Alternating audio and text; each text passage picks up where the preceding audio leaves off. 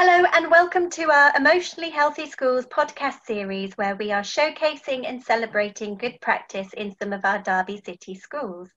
Today I'm joined by Emma, who is the designated senior lead for mental health at St Martin's School. Hello Emma. Hi Ingrid. So tell us a bit first of all about St Martin's. So St Martin's is a secondary specialist provision. We have just over 200 students on roll. All our students have an educational healthcare plan. And we also have like a post-16 department too. We realised that we did have a lot of good practice in place, but we could just do with kind of polishing things up and tightening things up. And I especially really wanted to focus on our staff wellbeing. So that became a bit of a focus for me. And also how we could tie some of the aspects of our provision together just to kind of make it more joined up and increase the kind of communication between the different services and packages of support that we offer at school.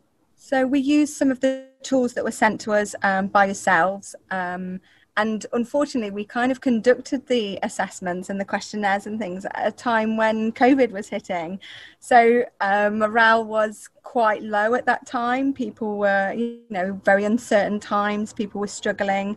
But also, I think in my role, I hadn't made things clear enough as to what support was on offer, so that using those questionnaires and just talking to staff really, like gathering informal views by speaking to people, having meetings with key stage leads, those sorts of things really helped me identify where I needed to kind of target support and how that support should look. So what kind of things then did you start to design for staff wellbeing? So one of the first things that I did was to set up a staff wellbeing working group. So I felt that this isn't, staff wellbeing shouldn't be down to just one person. It's much better if it's part of a team and everyone comes with different ideas and different approaches. So we put a staff wellbeing working group together, and it worked really well actually because we had such a good mix of people. We had people from our senior leadership team, we had middle leaders, we had some TAs and support staff want to join that group.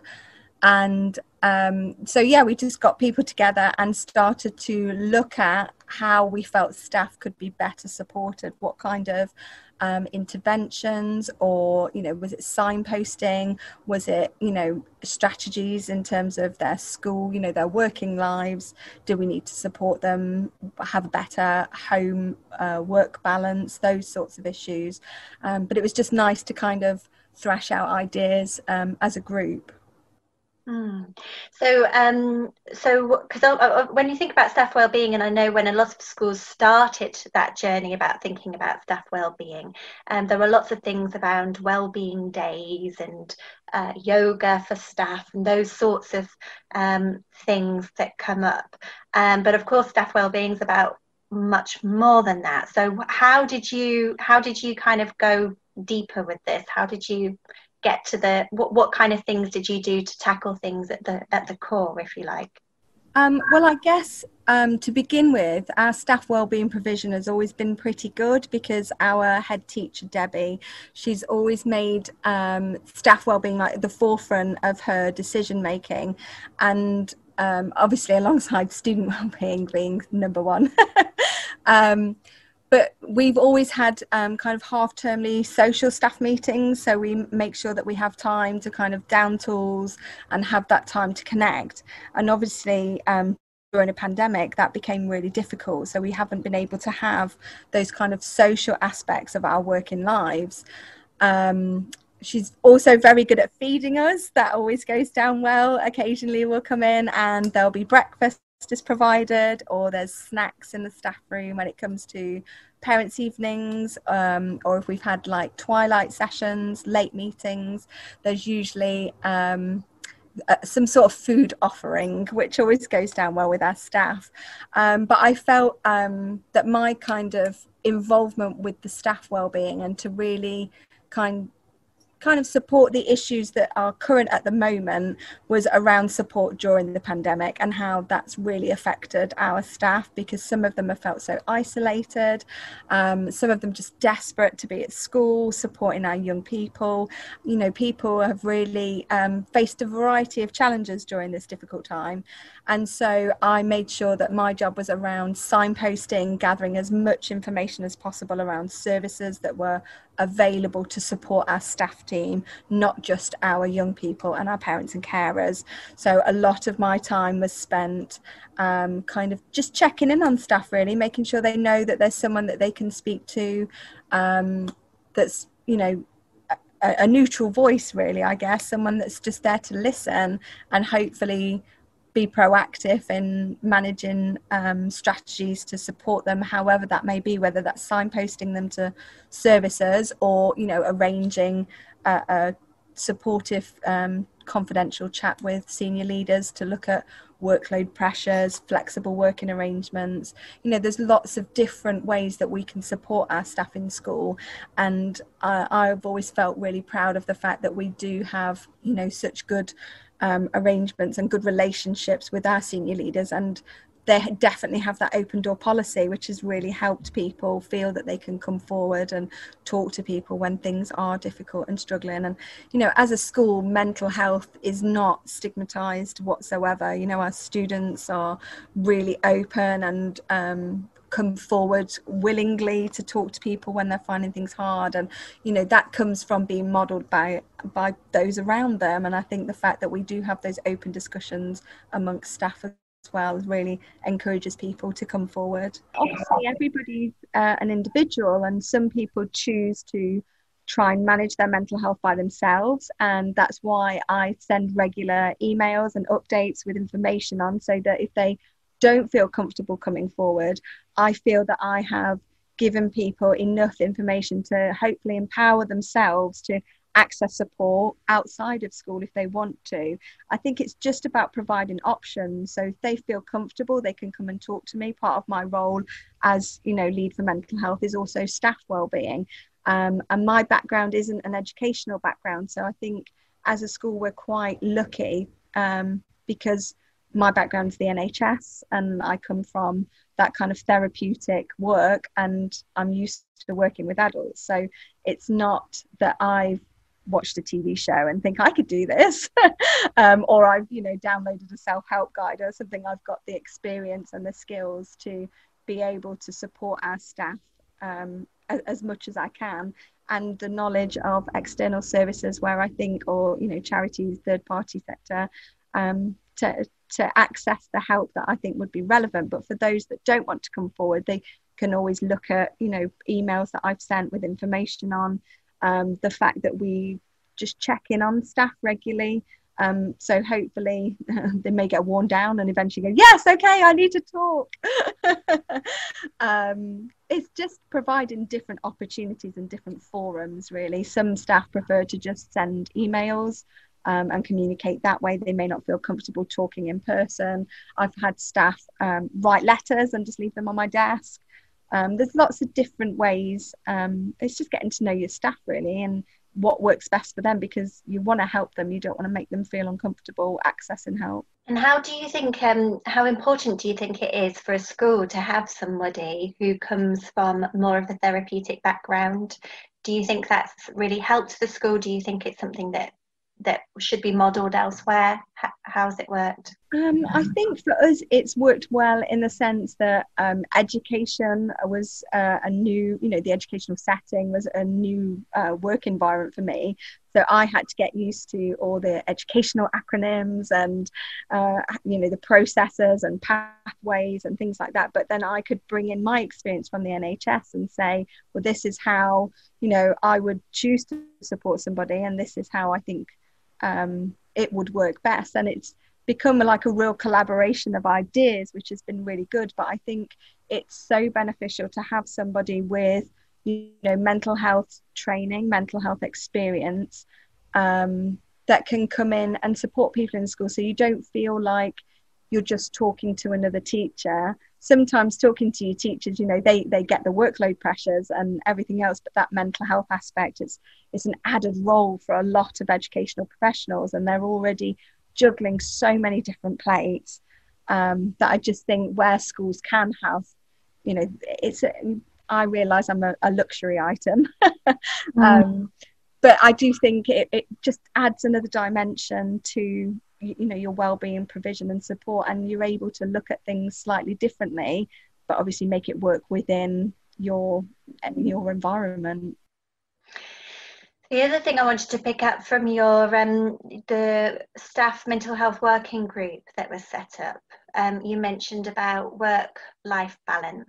How and workload, how was that managed from those meetings? So the senior leaders, I guess, have looked at what really needs to be done. Obviously, a lot of processes in school have to take place, but it's looking at unnecessary workload. So we've looked at things like emails, set up kind of the communication protocol that came out of the mental health award. And we've also, we're kind of looking more at supporting staff with training elements. So bits of their working day that actually, you know, if we gave more support on visuals, or if we gave more support on behaviour management, would they feel more empowered, more supported in their role?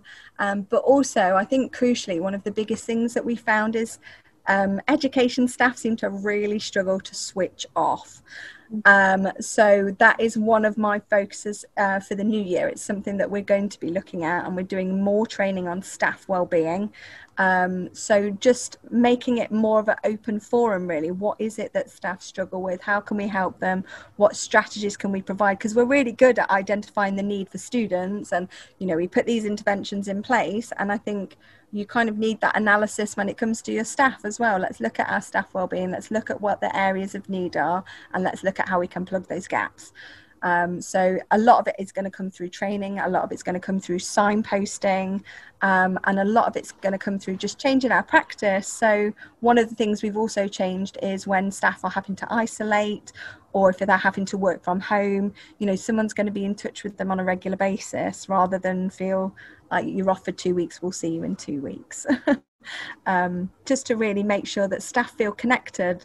I've always felt proud of the fact that St Martin's really does feel like a family. We're a very strong community, and when people are away, I want them to still feel like they're part of that, and that includes supporting their well-being. So yeah, there's lots of kind of developments in the pipeline. Great. And then early on, you said that you'd done some surveys, and it was at that sort of really difficult time when you were going into the lockdown the first time. So have you managed to assess the well-being now? Has there been any sort of shift? I know that we've obviously been through a really, really difficult year, but has there been any identified evidence that this has been working at all? Yeah, so we actually did some surveys during the lockdown period as well, just to, you know, kind of gauge how staff were getting on, to see how supported they felt during the lockdown period. So we conducted those surveys, and they came back really positive, actually. I think there was something like over 80% of staff felt that they had been well supported, that they had felt informed, and communication was clear. And those kind of issues are really important to staff wellbeing. And we've since repeated a measure in the last couple of weeks, actually, just to gauge how staff are feeling, and also to provide an opportunity for them to come forward and say if they felt anything in particular would help, or if there's any areas that are particularly challenging at the moment. And again, it was overwhelmingly positive. There were some areas that were, these surveys were all completely anonymous, by the way, so staff hopefully felt that they could come forward. We did get a good return on them as well. And again, a couple of the issues that were highlighted were picked up by senior leaders and addressed. So I think that helps staff to see, I've made a comment and actually it's been addressed. So that was really helpful. Obviously, all our meetings take place via Teams and Zoom these days, but it's still good that we have that regular contact and a way to be fed back to, really, when you know, information like that's been gathered. So in terms of staff wellbeing, what would you think are the core for schools who are coming to this issue now to tackle it? What are the core things to get right, or the core things to look at when you're thinking about staff wellbeing as a school? So I think obviously at the moment things are difficult because of the pandemic. So it's just putting people's difficulties into context. People are going to be more frustrated. They may feel more anxious. They may be angry at the situation. You know, there's a lot of different emotions and different feelings. And we talk to our students that, you know, it's okay to feel that way and it's okay for us to feel that way too. So to really balance things out at the moment, I think it's making sure there is forums available where staff feel heard. I think one of the biggest issues is where staff maybe feel that, you know, I filled in this form or I've spoke to this person and nothing has changed. So to have a forum, whether that's a staff wellbeing working group, whether that's regular, you know, anonymous questionnaires, whether it's through meetings, there just needs to be a forum where staff can go and feel heard by people. I would also kind of prioritize it if there's a member of staff in schools that is, you know, has a good skill set, feels confident enough to support staff with their wellbeing. I've been running after school wellbeing sessions where staff can book in and come and see me one-to-one, or, you know, as a small group we can work outside. I provided luxury hot chocolates recently that seemed to go down well. But it's just that opportunity, especially at the moment, to kind of really connect with people. So yeah, opportunity to speak, you know, opportunities throughout the day where possible, and just, I guess, look at staff wellbeing provision in terms of, do your staff know how to turn off? You know, are they sending emails late into the evening? Are they sending them over the weekends? You know, they're the staff that we really need to support and say, you know, how can we help you manage your workload better, I guess, so that you're not taking things home so much. And make sure obviously that comes from a really non-judgmental point of view, because I think some people may interpret that as you need help and support, and some people may not take that the best way, but you know, there are mechanisms there to support people, and you know, at our school food works really well. Well, the luxury hot chocolates sound pretty good. Yeah. I guess I've really enjoyed the fact that I've been able to network with the other special schools in Derby City. That's been a really, you know, positive aspect of the award, really joining up with them and looking at, you know, our provision as a whole. So like as a special needs cluster, I've enjoyed really reflecting over what we do and how well we do it and where we can make improvements. It's been a real nice opportunity to take that step back, have a good overview and look at, actually, yeah, we could make things better here, we could tighten things up, we could develop this aspect a little bit more. It's also made me look at, you know, the wellbeing staff in terms of, because we have a separate wellbeing team in school, and look at their kind of CPD and how I really want to support them going forward, so that we've got more kind of skills and more interventions on offer in school. And it's just, I guess for me, I've gone through, because we're at the end of it now, I've gone through that period where we've come to the end, we've submitted the award. I can celebrate our successes and be really reflective over what we've achieved, and have that moment to celebrate and be positive and be happy, and now think, right, where else can I go with this? Well, enjoy the celebration a bit longer. You've got Christmas to dwell on it and to feel proud. Oh, well, thank you so much for talking to me, Emma, today. And thank you all for listening.